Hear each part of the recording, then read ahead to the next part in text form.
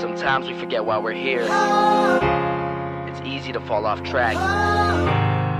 These help us remember. These battle scars don't look like they're fading, don't look like they're ever gone away. They ain't never gonna change. These battles. Growing up, I had a dream, something no one else could see. Tell me what it means when your faith is falling beneath your knees and you can't breathe. Everything you see reminds you of what you're not or something you won't be. You gotta take what you're given, that's how we live it. Don't be mad at the system, it's simply how we've existed. I hear a lot of people talking like they politicians and choose to be an accountant because it's safe in a business. Not because they wanna do it, just because they heard it pays. And who the fuck wants to be poor knowing that's how we've been raised? Society is getting heavy, I can feel the weight. The pressure of success is like 100 million pounds of shame. And that's the reason I'm staying up late, trying to find a way to escape the stereotypes this day and age is making me feel like the only way I'll be happy is getting signed to a label and making money through rapping. I wanna share my emotion because this world is attacking the very principle of life that lets the people be happy. If you don't have a reason to breathe, why even live? These battle scars are impressions of everything that it is. Don't look like they're fading, don't look like they're ever gone away. They ain't never gonna change. These battle scars don't look like they're fading, don't look like they're ever gone away. They ain't never gonna change. These battles. Now, if I had a voice that reached 100 million people, I'd tell them there's a reason that we're all created equal. Cause some decide to be great and some decide a sequel to an average person's life is simply what they want to be. So you make your decision, all I know is what I'm given. Won't define the life I lead or the way I dwell in existence. I've seen a greater image on the walls of where I'm living, and the words twisted and scripted remind me of something written. Faith is a gift that is given down to the people. If one believes it, one receives it. It's given if it is needed. Don't ever think you're trapped in a life that you never wanted. Your options are infinite, that's some mathematical logic. I'm not saying I'm a prophet, I'm speaking for what it's worth. These lyrics define my prayers and these battle scars on my church. Not saying I'm a prophet, I'm speaking for what it's worth. These lyrics define my prayers, these battle scars on my church.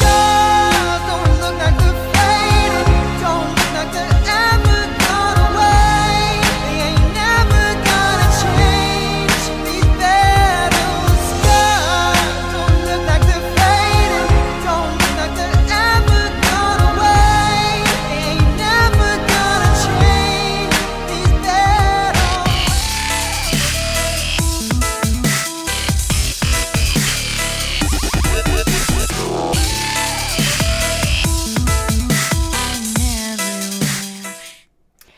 Ooh, I'm all uneven here. God, I need to just really start to look at fixing my my setup before I go on. There we go. Oh my goodness. Definitely amateur hour here. But it's been another one of those days. If you all watched my crazy day yesterday, it hasn't, and I'm peeking out on the volume here. It hasn't gotten any more sane. Boy, doctor's appointment, work. What did I do right after work? Oh, then I had another doctor's appointment. Then I had an interview with Westward, which is the local, like, independent magazine here. Then I was speaking with some folks from Massachusetts. Then I had to do some convention committee planning with our credentialing committee chair. And then I'd had some Robert's Rules of Order training. And now here I am. Welcome to my crazy world. And I'm exhausted. But the show must go on. The show must go on. I have some faithful patrons, and you all live up to your promise to me, and my promise to you is to deliver content. And I can't let the rest of my crazy life overtake that, because I do have a commitment and an obligation to you guys. But I'm tired, but I do love this shit. I think you can tell. It keeps me from dwelling on bad things. And there are plenty of bad things to dwell on, which we will not do. So it's been a while. I had started a new series on doing LP California history because there was some very interesting newsletters, and I said I would do some individual states here and there as I get to it. So guess what? I got to it. It was either that or complain about the LNC some more, and I'm tired of that, so I'm sure y'all are tired of it. Before we get started, though, like, subscribe, and share. Look, I'm a real YouTuber now, Mom. And let's go back to some of the sponsorships. It's been a while. It's been a while since I mentioned The Tale of Two Brothers from Sean Dempsey of New Hampshire. It's a wonderful, wonderful children's book. If you didn't pick it up for Christmas, please consider picking it up. I'm sure you've got a young person's birthday coming up. It teaches libertarian lessons in a non-political way because it's kind of gross preaching politics to kids. So it just teaches life lessons because isn't basically libertarianism is just like how to be a decent person? And cute. Oh my God, look at that guy. The cutest drawings. Anyway, you can get it at tale2brothers.com or Amazon. And I picked up several copies already because I keep giving the one Sean gave me a copy. I gave it away. I've given another one away. So I've purchased a few of them myself. And I know now everyone gets so fascinated with my extensive t-shirt collection. So you do got to see what I have on today. I eat glitter for breakfast, which I in fact do. I find all this crap at Goodwill. Someone else's trash is my treasure. Yes, Rob. Oh, Rob. Hi, Rob. It's been a long time since I've seen you. You never call. We never talk. And you want to know after here? Do you really want to know what I'm doing after this? Well, I got to record my radio show. And I'm doing, crap, where's my glasses? I'm doing Why Elections Are Bad for Democracy. I'm covering this article, which is from a progressive that is really, really butthurt, but some of the points are really good. So that's what I'm going to be doing on my radio show this weekend. And speaking of radio shows, if anyone is not yet a patron and you can afford to be so, I would truly appreciate it at patreon.com/Pink Flame of Liberty. I have an opportunity perhaps to break into some major markets, which would just make all the right people very, very upset. So if you enjoy making the right people very, very upset, both in and out of the party, that's something you can consider supporting me for. But that's all on the promo stuff. Let's get right down to the history. Oh, because after my radio show, I've got to study Libertarian Party of Virginia documents because Friday morning, I'm flying out to Virginia and I'm the Mises Caucus parliamentarian out there. So that will be fun.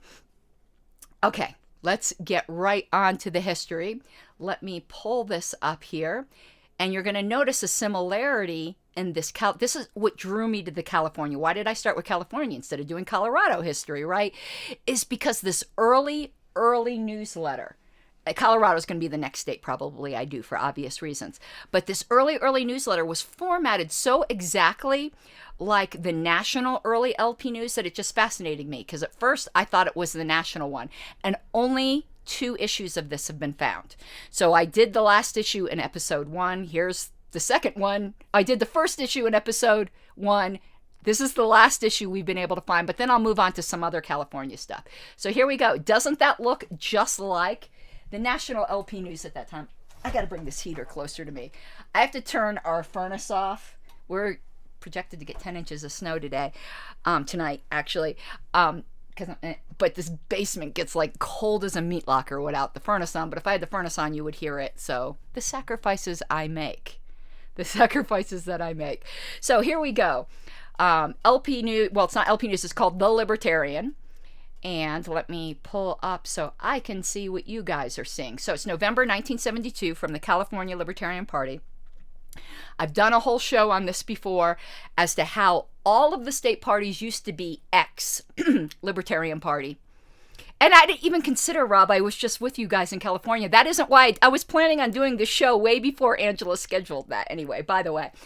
So every Libertarian Party in the country used to be ex-Libertarian Party. So it's Colorado Libertarian Party, California Libertarian Party, go on, whatever.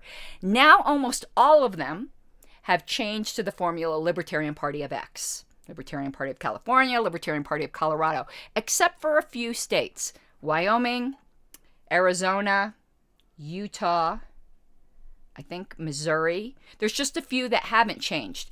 And the reason why they've changed is because of the way the party name is listed on the ballot. We wanted the word libertarian to be first. At least that's why it changed in Colorado. I'm assuming it's probably the same for California. So this came from, I've never heard of this town before. Burlingame? I never heard of that town, but that's where this newsletter was produced out of. Volume 1, number 3. We have number 2, I think, and number 3, but we're missing number 1, or vice versa, because I only have 2 issues of these. We haven't been able to find any more. Hopefully one day we will find them. I bought this for $20 on eBay for just one newsletter because I was just like, I've never seen this. I have to have it. What a lot of people don't know is a lot of the history I show you lately hasn't been things that are in the party archives. There's been things I've purchased with my own money, and then I end up donating it to the party archives. Says, Fildago says, Burlingame is a key town in the Maltese Falcon. I did not know that. First, I thought that was like supposed to be Burlingham or something, and I was like, what? All right, so Hosper's on tour. So November of 1972, this must have been produced right before the election in November. And so we're just going to go through it. It says, Dr. John Hospers, LP candidate for the presidency of the U.S., has returned to his Southern California home after completing the last stretch of his 10-state campaign tour. Remember, he was only on the ballot officially in 2 states and was in write-in everywhere else. I forget the two states, I think, were Virginia and Colorado. Am I correct? I might be wrong on that. I'm tired. While this year's tour has taken Hospers to several central and eastern U.S. cities, final emphasis was placed on West Coast states. In the West Coast, LP candidates visited 9 major cities in 4 states: Arizona, California, Oregon, and Washington. Now, to us today, this might not seem impressive, but you got to remember, the party just started. It isn't even a year old yet. What we did in less than a year is impressive, and the decision to form the party was in August of 71. And it was when Nixon announced the wage price controls. So let's continue. It says, we could have easily carried Arizona with a more active LP organization in that state, declared Hospers. I think you were a bit overstating your case, but I appreciate your enthusiasm, sir. Libertarians, we like to think big. Hospers began his California tour in the Los Angeles area, where in early October he appeared on several radio and television programs, addressed college campuses, and kicked off the Southern California LP organizational meeting. I did not know that. The longest single visit of his tour was a 4-day stay in the San Francisco Bay Area from October 13th through 16th. There, besides appearing on radio and television programs, he addressed Stanford University, San Jose State University, and the University of California at Berkeley. Over $1,000 raised. Now remember, this is 1972.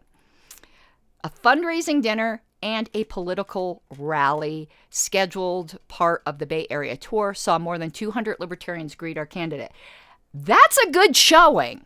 And remember, this is 1972. Members came from all over the state: Los Angeles, Sacramento, is that Butte or Butte? Monterey, San Francisco, and we netted over $1,000 in contributions, commented Alan Kuhn, CLP state chairman. And I have heard that name before. He is documented in Elpedia. Among the distinguished guests present at the dinner were Dr. F.A. Harper with the Institution for Humane Studies. Those of you who are part of my Patreon know we're going through Radicals for Capitalism. I'm on the last chapter now, that the Institute, and I thought it was Institute for Humane Studies, not Institution for Humane Studies. I think that's a typo. Figured large in that book. Anthony Sutton with the Hoover Institute on War, Revolution, and Peace, and Robert Whiteside, president of the Interstate College of Personology.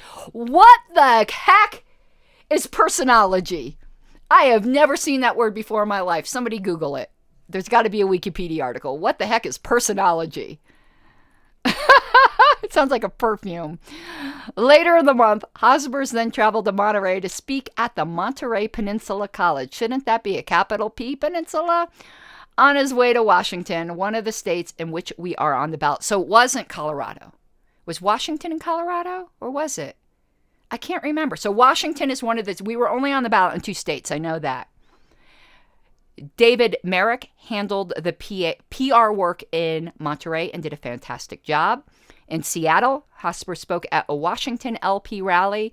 Everywhere along his tour, people were impressed by his forthright and clear manner of naming the issues and his that's also misspelled. Remember, there wasn't word processors then. This was actually typed. Okay, so we'll cut them some slack. And his unequivocating stand on everything he said. We don't do that anymore. We equivocate the hell out of things, don't we? This election year has seen thousands of people stand up and take notice of the Libertarian Party, and well, it will be by 1976, the entire nation. We were very ambitious back at that time. We were very ambitious. All right, next page. I want to make sure it pulled up for you guys because I'm looking actually at a different screen. It did. Did it go back one? Yeah, there we go. So how to write in a vote, because you guys weren't on the ballot in California. So we are kind of going through this a little quickly because, again, yeah, I've got a lot to do. Oh, and as always, all super chats matter. All super chats go to support my campaign. Yeah, running an LNC campaign is expensive, particularly since I'm packing up DL Cummings and sending him to places in my place. Like, I've got a professional campaign this time. I actually have a campaign manager, and he's going out to Indiana next. He represented me in Georgia. He's going to be representing me in Indiana. Okay, let's go back to the LP News here of California. How to write in a vote. California Libertarian voters who want to cast their ballots for Dr. John Hospers and Mrs. Notice they did Mrs. all the time then. Ms. must not yet have been a thing. Mrs. Tony Nathan in the office of President and Vice President of the United States should have no difficulty on November 7th, according to the San Francisco Office of Voter Registration. Write-in voting instructions are provided in the information pamphlets accompanying the sample voting ballot you may have received in the mail.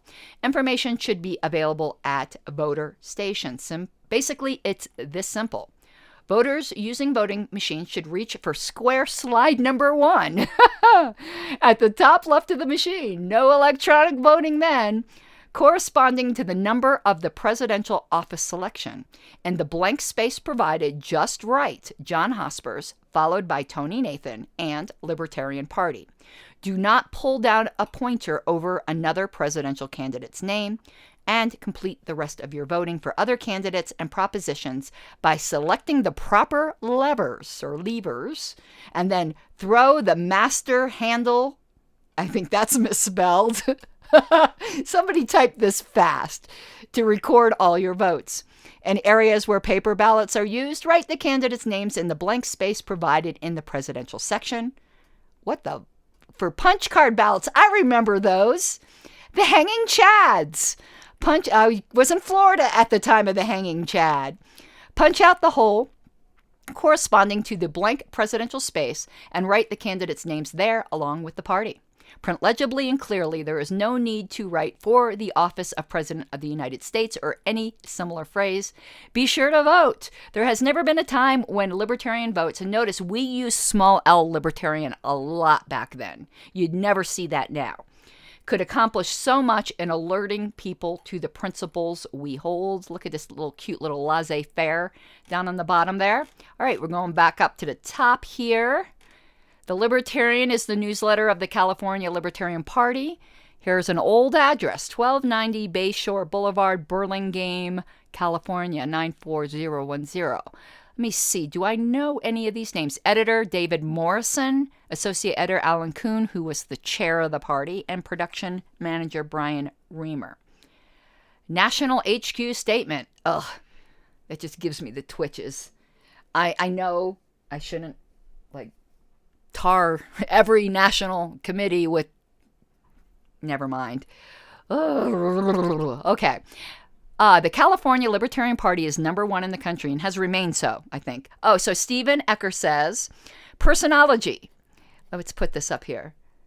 The scientific study of personality, the study of the way behavior is related to personality. Thank you. I have never heard that term before in my life. Okay. The California Libertarian Party is number 1 in the country, both in terms of membership and effectiveness, says the National Party. Oh, playing favorites, are we? The second and third place spots go to the New York and Illinois organizations. According to the National HQ estimates, the California LP accounts for about 20% of the total state and national party membership. We don't track state memberships now nationally, and now you guys are about 10% of the, and I'm saying you guys because I know there's some California people in the chat. All right, so, and the California numbers have done more in terms of obtaining publicity and making progress towards becoming a seriously recognized third party than any other state group. That is quite fantastic. This admirable record is due in part to the presence of Dr. Hospers and also in part to the fact that California has more libertarians within its borders than any other state. But the major portion of the credit must go toward the outstanding leadership provided by Bill Sussel, Alan Kuhn, Ed Crane, who became very, very prominent in the party and then ended up going. There was the whole Crane machine thing in 1980, the big scandal, and others. I need to take a sip of soda. Sorry. Got like a frog in my throat. The National Party proclaimed. Right. Let's go to the next page. Let me make sure that went up for you guys. Nope, it didn't. Why did that do? My little thingy stopped. Here we go. And remember, as always, I love the comments. I live for the comments. This is just me listening to myself blather without the comments. You guys make it for me. So please be sure to comment. Please. I drive myself crazy. Comment, what is to be done, by Tony Sutton. First, libertarians must stop squabbling amongst themselves. Good luck with that, Tony. It's now 50 years later. I wish I could go back in the past, like from a time machine, and be like, Tony, if wishes were fishes, we would all cast nets. So if you think this is new, here is proof. It is not new. Libertarians were squabbling amongst themselves in November 1972 in the California Libertarian Party. We are all in the same boat. What does it matter if our grandchildren have limited government or no government in the year 1984 or 1974? So apparently this is an anarchist versus minarchist debate that was going on that had Tony all lathered up. Squabbling inside the movement is a luxury. We live a very luxurious life today. It is too late for luxuries. Let's accept one thing. If there are 20,000 libertarians, there are going to be 20,000 variations on a libertarian theme. Tony, you are a wise man. So long as libertarians agree on basics, we should not want it any other way. It all began with Bastiat, Cobden, Acton, Spooner, Knock, and Ayn Rand that we agree upon. I don't even know who Cobden is. Huh. I feel stupid, like that's something I should know. I know Lord Acton, Lysander Spooner, Albert Nock, Ayn Rand. Those I know. Beyond that, let's listen to everyone from Leonard Read. And if you don't know, he was the founder of the Foundation for... It's FEE. I'm losing my name. Foundation for Economic Education. That's right. To Murray Rothbard. There is room under the libertarian umbrella for Christian libertarians, Randians, objectivists, and the radical anarchists. Let's hear it for the radical anarchists. I'm getting punch happy. If we agree on rights and voluntary action, then we are in the same box. Second, some segments of the public are wide open for libertarian ideas. But you want to know what I love about this newsletter? Okay. I'll fully admit that there are plenty of asshole anarchists. So I'm not saying that assholes are all non-anarchists. But for this one time, I'm going to talk about the assholes that aren't anarchists, who try to claim that we don't belong in the party and like we're a new thing. Here's proof. From the very beginning, we were there. We helped found this party, so cut it out.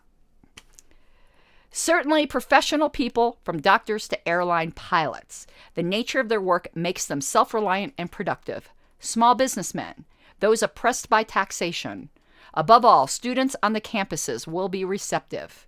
That's where the real action will be, and that's a weird space after that, before the period. I get so distracted by the copy editing stuff. Forget about the faculty. Most have sold out to the establishment for a piece of the plunder.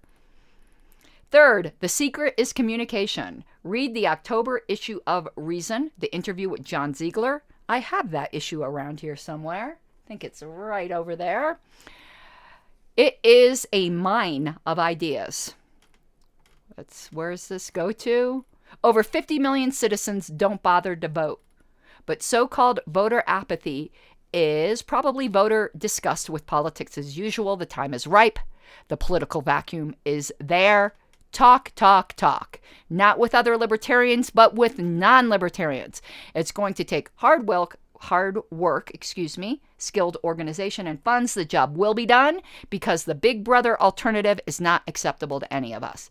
And then you can see up top here, there's some little events going on. I don't mean to say that like disparagingly either. There's some events going on. You have an election night party, work party at CLP headquarters, a libertarian get-together.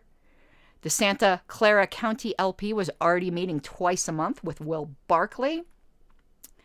And it says the CLP headquarters, oh wow, they actually did have an actual headquarters. And that is impressive for that early, from 1 in the afternoon to 5 in the evening. And every weeknight, there's always something to do, and we need volunteers. That, having an office where people can come and do things, it sounds to me like a great way to get people involved and to just have fellowship with other libertarians. And then here's the endorsements, obviously. Hospers and Nathan, Manny Klausner, I know him, for the 30th Congressional District, and we urge a yes vote, and it gives the yes and no's on certain propositions, which I don't know what they were. Maybe we could look those up at some point in the future. All right, I think there's just one page left to this baby. Fight the IRS. Preach it, brother. Preach it. All right, let me pull up. Okay, here we go. Isn't Manny Klausner, wasn't he with Reason for a while? And this is also by David Morrison. He wrote a lot. On May 9th, John Heck, what a name, broke a window of his own office to gain entry after the IRS had padlocked the building of the Heck Transfer and Storage Company for alleged non-payment of income taxes. He and 10 other men arrested in connection with the incident were charged with conspiracy to seize property being levied by the IRS, attempting the seizure, and conspiracy to assault IRS agents. I've never heard of this incident. In actuality, the property was not legally seized by the IRS till May 10th, and the legality of the seizure is still in question. In court, Morris Senkeri, attorney for John Heck, asked for a dismissal of the case, arguing both that nothing had been seized when Heck entered the building, and nothing in the building was legally subject to seizure. The arguments for dismissal were rejected by U.S. District Court Judge Leland Nielsen Boo Hiss. Senkeri also stated in his arguments that although the 16th Amendment to the Constitution gives Congress the right to levy and collect taxes, it makes no provision for any agency such as the IRS. There is no enabling clause in the amendment to provide for the means of collection. As it is, the IRS is a monster that people are afraid to oppose. Harry Hohenstein, one of the men involved in the case, wrote a letter to the CLP headquarters with a membership application and a request for help. Contrary to what many people believe, the IRS and the courts are not comrades in arms. The IRS is always reluctant to go to court for the simple reason that many of its activities are blatantly illegal. They conduct these activities with the assumption that their victims are too frightened or ignorant to protest, and that is still true today. Usually. But that one case in which someone does fight back, and especially when the constitutionality of an act is in question, the IRS not only loses an important precedent, an important precedent is established in limiting the power of the IRS.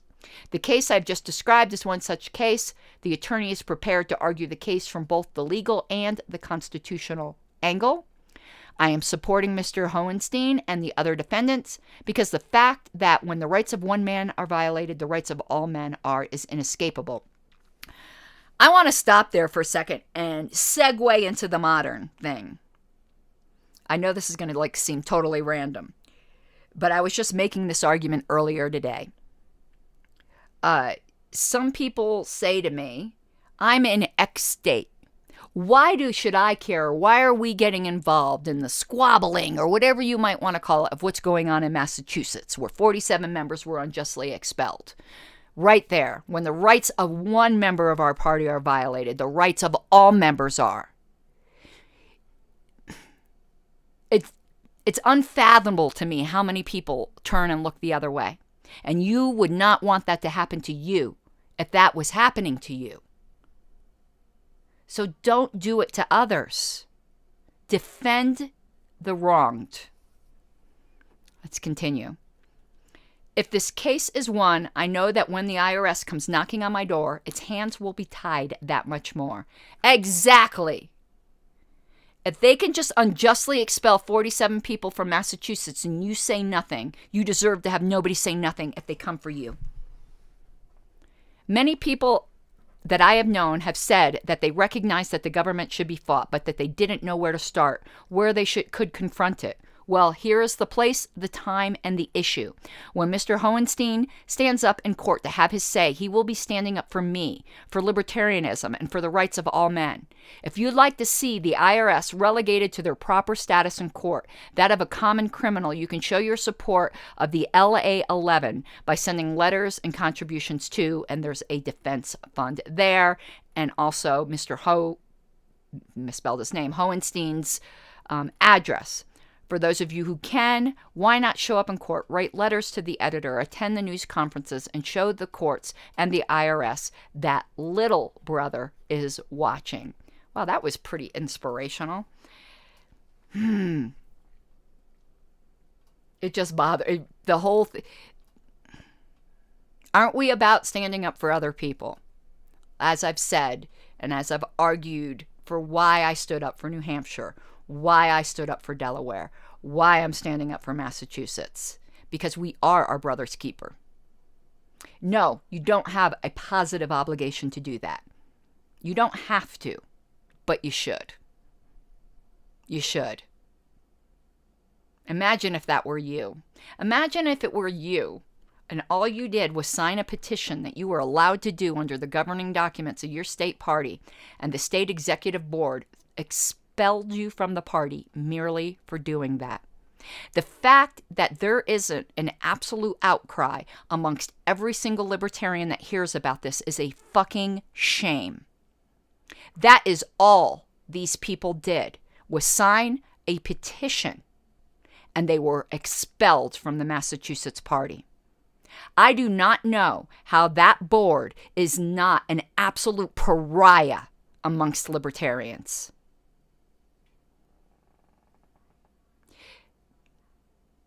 Stephen Eckert, yeah, that just bothers me so much.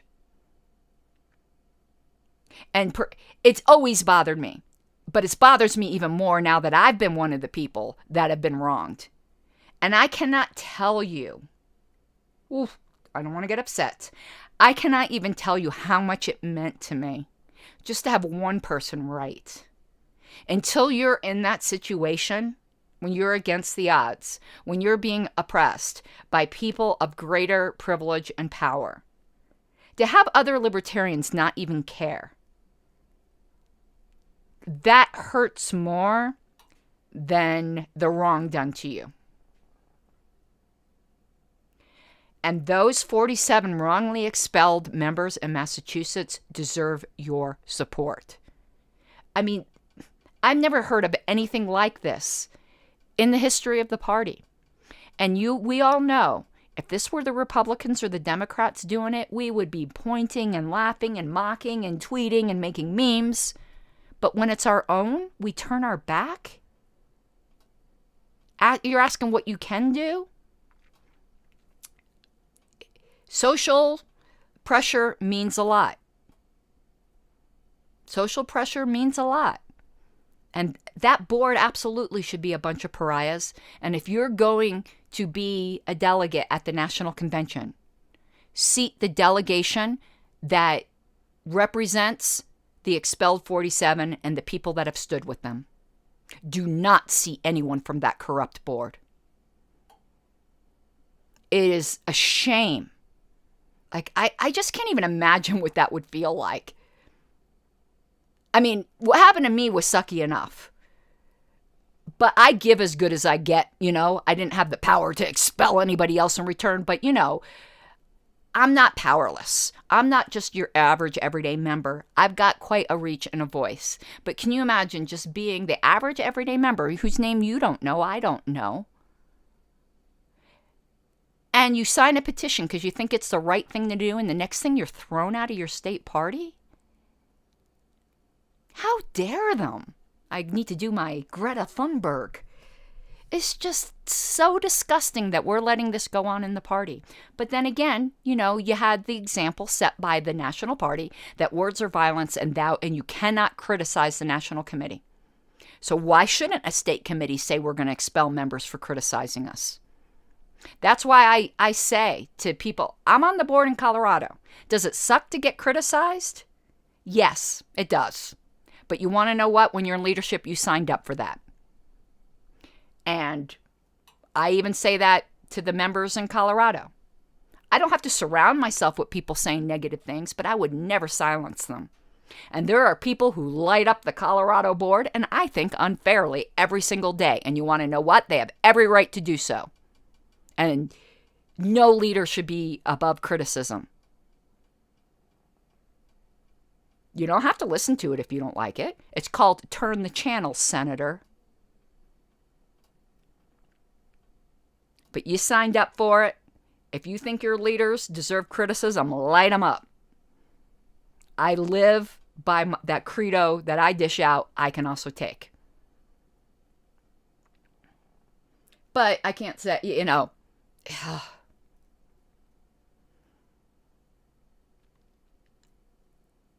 stand up for them, please. And if you felt I was wrongly treated, I obviously do, a minority critical voice can just be thrown out of the club, even though duly elected by over half of the delegates. Please show them what's what in Reno. All right, guys, sorry to get a little heavy at the end there, but that story of these people weren't even libertarians, and the California libertarians stood up for them. I just cannot even express to you how much that means when you're the person under the gun. It's precious. All right, Ben, Stephen, and Robert, everybody in chat. Yeah, Ben, I am bummed I couldn't make it out to California, but I'm going to be helping out the people in Virginia. Angela, I'm sure, is going to hold down the fort quite well in California. I sent her a bunch of my buttons. She'll have them tomorrow. Be sure to get your Wayne shut the door button. And some flyers and things like that. And I think she's sending me her material. So we're kind of representing each other on the opposite coast. So that's teamwork and sisterhood right there. All right, everyone. You have an awesome night. I'm probably going to be up for about another 3 hours at least. And I've got to go to work tomorrow. All right, everyone. Love you all. You have an awesome night. Mi guapas de libertad.